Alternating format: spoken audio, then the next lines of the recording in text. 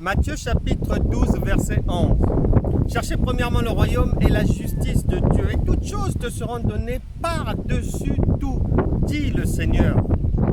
Et dans cette histoire, très peu de chrétiens comprennent le langage de Dieu. Dieu est esprit, son langage est spirituel. Dieu n'est pas membre de l'Académie française, non. Son langage n'est pas français, il est spirituel. Matthieu chapitre 12, verset 11, il faut d'abord que tu comprennes, bien-aimé, que tu ne peux pas chercher quelque chose que tu ne connais pas.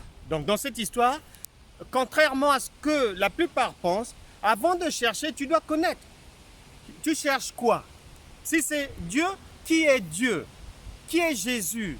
Qui est le Saint-Esprit? La résurrection, c'est quoi? Quels sont les droits et bénéfices attachés à la résurrection pour ceux qui parviennent à trouver Dieu, à comprendre son langage? Ça, c'est la première chose.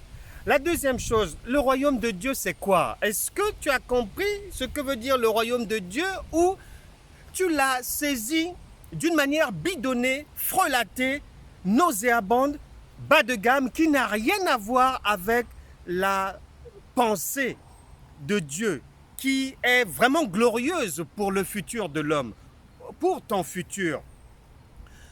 Le royaume de Dieu consiste à faire simplement le bien, mais pas selon les standards des hommes, mais selon les standards de Dieu.